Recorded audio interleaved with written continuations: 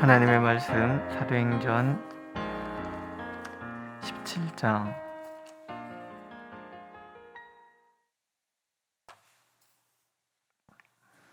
1절에서부터 15절까지 말씀입니다.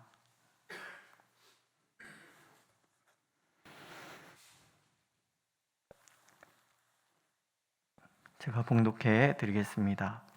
그들이 암비볼리와 아볼로니아로 다녀가 데살로니가에 이르니 거기에 유대인의 회당이 있는지라.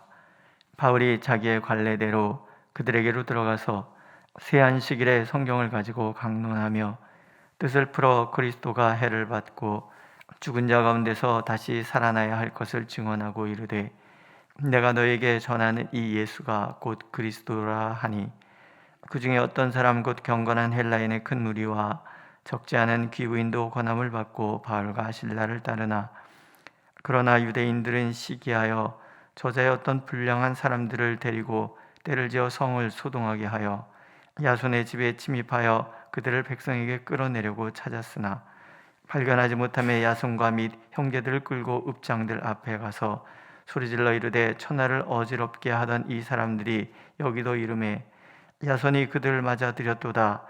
이 사람들이 다 가이사의 명을 거역하여 말하되, 다른 임금 곧 예수라 하는 이가 있다 하더이다 하니, 무리와 읍장들이 이 말을 듣고 소동하여 야손과 그 나머지 사람들에게 보석금을 받고 놓아주니라. 밤에 형제들이 곧 바울과 실라를 베레아로 보내니 그들이 이르러 유대인의 회당에 들어가니라.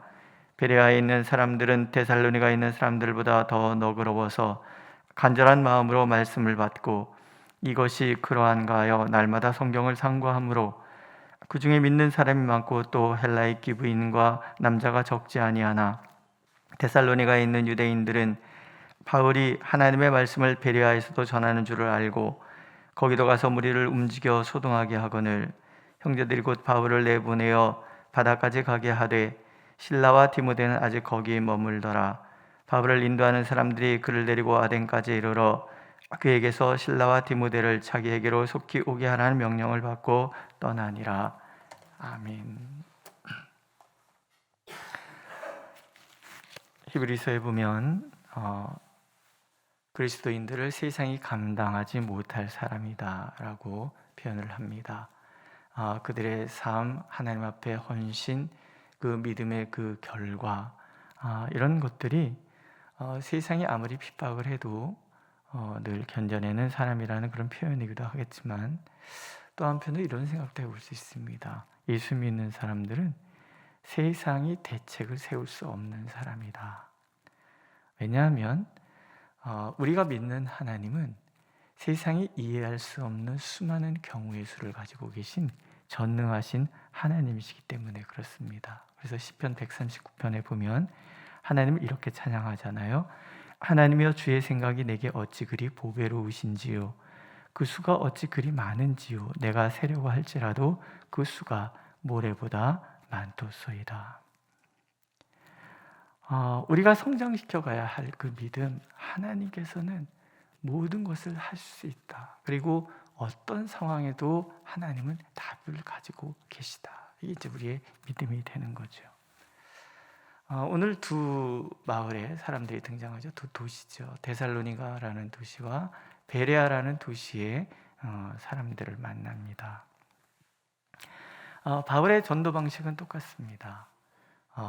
데살로니가에 이르렀고 베레아에 이르렀는데 거기에 다 유대인의 회당이 있어요. 유대인은 매 안식일마다 모여서 율법을 낭독하는 것을 전통으로 하고 있거든요. 제겐지 누가 유대인들 절기에 따른 성경 읽기에서 달력을 하나 보내줬어요. 읽어보니까 유대인들은 정해진 그 규례대로 그날 읽는 말씀들이 다 있는 거예요. 모세오경과 선지서와 또 어떤 성문서, 뭐 이렇게 우리가 알고 있는 그런 뭐 시나 이런 것들을 읽어가는 순서들이 다 있는 거예요. 그러니까는 바울 사도는 자기의 관례대로, 또 회당의 관례대로, 자기의 관례대로, 자기가 평생 그 말씀에 따라서 읽어왔던 그 방식대로 회당에 들어가서 똑같이 이제 읽고 그것을 강론할, 율법학자잖아요. 강론을 하는 거예요. 그러면서 그 강론 중에서 성경의 말씀, 구약의 말씀 하나하나를 들으면서 그것이 예수 그리스도를 가리키는 것이고, 그 그리스도는 죽었다가 다시 살아나야 한다, 부활에 대한 신앙을 가르치는 거예요. 그리고 그분이 바로 예수님이시다, 이런 얘기를 해나가는 거죠. 두 가지 반응이 나타나요. 데살로니가 사람들은 좀 셌던 것 같아요. 이성적이라기보다는 좀 감정적인 사람들이 아니겠나, 이런 생각이 듭니다. 보니까 그런 강론을 통해서 유대인들 중에서도 예수 믿는 사람들이 나오기 시작하고, 특별히 경건한 헬라인의 큰 무리와 적지 않은 귀부인들, 그러니까 상류층 사람들이 예수를 믿기 시작하는 거죠. 자기들이 그렇게 유대 사상을 전에도 안 믿던 사람들이 막 돌아온단 말이죠. 그러니까 시기심이 발동을 한 거예요. 하는 방식이 되게 거칠어요. 그 동네 말패들 모아가지고 도시를 막 이렇게 소동을 일으키게 만드는 거죠. 그리고 야손이라는 사람 집에 들어가서, 그 집에 바울 사도가 묵었던 것 같아요. 바울 사도를 잡아 죽이려고 갔는데 못 찾으니까 야손을 고소를 하죠. 근데 그들의 의도대로 되지 않아요. 그 동네를, 그 데살로니가를 지금 읍장이라고 나오죠. 그러니까 관리인이죠. 그 사람들이 그냥 돈 받고 그냥 풀어주는 거예요.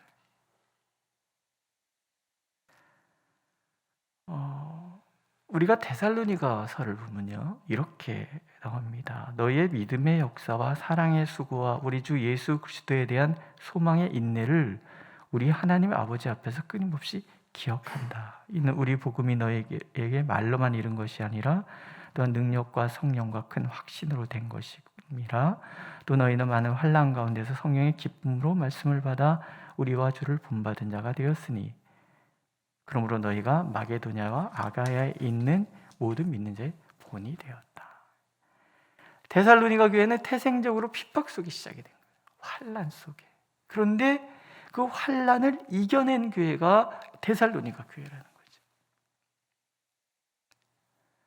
그 거친 사람들 속에서도 꿋꿋하게 복음을 받아들이는 거예요.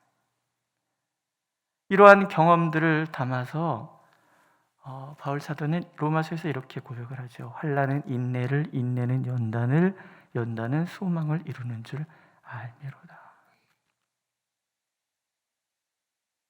이 하나님의 방법은 이런 거예요. 성령이 역사하시는 거예요. 환난은 우리를 무너뜨릴 것 같잖아요. 그런데 환난은 도리어 우리를 견고하게 해서 믿음의 소망을 분명하게 한다. 데살로니가 교회는 특별히 종말에 대한 신앙이 강했어요. 왜냐하면 그만큼 삶이 어려웠다는 얘기예요. 핍박이 아주 많았다는 얘기죠. 그런데 그런 과정에서 인내하고 연단을 통과함으로 오히려 마게도냐와 아가야 지역의 사람들에게 믿음의 본이 되는 사람들로 소문이 났다라는 거죠. 반면에 부요했던 라오디게아 교회가 요한계시록에 나오잖아요. 환난이 없었어요. 근데 그 신앙이 뜨겁지도 차갑지도 않은 그런 맹탕 같은 신앙이 되어버리는 거죠. 우리가 환난을 도리어 기뻐해야 한다는 이런 모순 같은 사실, 누가 그렇게 하시는 거예요? 성령께서 그렇게 하시는 거예요. 우리가 부정적으로 바라보는, 우리가 싫어하는 그거조차도 성령께서는 바꾸어서 우리에게 선한 열매를 맺도록 바꿔 가신다. 우리 이런 기도를 해야 되겠죠. 하나님, 내게 환난이 없게 하여 주옵소서, 이렇게 기도하는 것이 아니고요. 하나님, 제게 믿음을 주셔서 어떤 환난도 피해가지 아니하고 정면으로 뛰어넘을 수 있게 해주십시오. 이렇게 기도해요. 믿으십니까? 우리가 상상할 수 없는 하나님의 계획이 있고, 그 계획은 항상 우리를 향한 사랑의 계획이라는 분명한 믿음. 그래서 환난조차도 우리에게 소망 주시는 하나님의 사랑의 손길이라고 받아들일 수 있는 그 믿음을 하나님은 우리에게 원하시는 거예요. 돌아보면 우리 원망하고 화나고 그런 일들이 얼마나 많아요? 불평할 만한 일들. 그러나 한편 돌이켜 생각해 보면 그 모든 것들이 사실은 하나님께서 나를 선으로 인도하시기 위한 하나님의 계획 중에 하나였다라고 우리가 안다면, 또 어떻게 악이 우리를 넘어뜨리려고 달려들어도 하나님께서 우리를 지켜주시는 선한 계획이 언제나 있었다라는 것을 우리가 본다면 오늘도 우리는 당당할 수가 있습니다. 하나님 앞에서 요동하지 않는 믿음을 가질 수가 있는 거죠. 베레아 교회 사람들은 달랐어요. 같은 유대인인데 지역에 따라서 고개 하나 넘어가서 그쪽 동네 사람 다르고 이쪽 동네 사람 다르고 그런 것 같아요. 똑같이 유대인 회당에 들어가서 데살로니가 교회처럼 바울이 말씀을 전하죠. 근데 그 동네 사람들은요, 정말 그런가 해서 말씀을 깊이 묵상하고 연구했다. 그리고 그 말씀에 의해서 이 사람들이 변화돼서 예수 그리스도를 구주로 영접하는 거예요. 데살로니가 교회는 환난 중에서 믿음을 키우셨고, 이 베레아 교회는 성경을 깊이 상고함으로 말씀 속에서 변화되어 하나님을 믿는 사람들이 많아졌다라는 거예요. 성령께서는 언제나 그 교회의 상황과 형편을 보시고 성도들의 성향과 그 형편을 살피시면서 그 특징에 따라 복음의 열매를 맺어 가시는 그런 분이시다라는, 아무리 대적이 방해를 해도 성령께서 하시는 일을 방해할 수는 없다라는 거죠. 그렇다면 우리에게 이런 믿음이 있지 않겠습니까? 오늘도 하나님이 나를 붙들어 주신다면 그 무엇도 나를 넘어뜨릴 수 없다. 오늘도 성령께서 우리를 인도해 가신다면 우리의 교회와 우리의 삶은 반드시 하나님의 선하신 은혜가 열매 맺을 것이다. 믿으십니까? 그래서 하나님께서는 두려워 말라 하심, 염려하지 말라, 내가 너와 함께함이니라. 중요한 것은 이제 우리인 거죠. 내 안에 예수께서 계신가? 오늘도 나는 하나님의 사랑 가운데 머물고 있는가? 묵도성구에서 시편 91편 말씀을 읽거든요. 그가 나를 사랑한즉 내가 건지리라. 나를 안즉 하나님께서 높여주시고 인도하시고 책임져 주시고, 심지어는 돌이 발에 부딪히지 않도록 사자를 보내 우리를 지켜주시겠다. 오늘 하나님 그렇게 약속하고 계십니다. 그래서 오늘 우리의 삶 가운데 일어나는 모든 일 가운데 하나님의 놀라우신 은혜가 늘 우리를 붙들고 있어서 세상이 감당할 수 없는 사람, 항상 피할 길을 예비하시는 하나님, 도리어 뛰어넘게 하시는 하나님의 사랑이 우리를 붙들고 계신다는 이 확신 속에서 오늘도 승리하고 또 승리하는 저와 여러분들이 되시기를 하나님께서 간절히 원하고 계십니다. 기도하겠습니다. 하나님 안에 담겨있는 그 수많은 경우의 수를 우리가 믿기에 오늘도 우리와 함께 하시는 하나님의 그 무궁무진한 솜씨를 기대해야 합니다. 하나님 오셔서 우리가 이제껏 알 수 없었던 방식으로, 그러나 하나님의 선하신 뜻이 이루어지는 대로 우리를 인도하여 주옵소서. 이 교회가, 우리의 삶이 그래서 하나님 뜻 안에서 열매 맺는 아름다운 교회, 아름다운 우리의 삶이 되도록 축복하여 주옵소서. 예수님의 이름으로 기도드렸습니다. 아멘. 하늘에 계신 우리 아버지, 아버지의 이름을 거룩하게 하시며 아버지의 나라가 오게 하시며 아버지의 뜻이 하늘에서와 같이 땅에서도 이루어지게 하소서. 오늘 우리에게 일용할 양식을 주시고 우리가 우리에게 잘못한 사람을 용서해 준 것 같이 우리 죄를 용서하여 주시고 우리를 시험에 빠지지 않게 하시고 악에서 구하소서.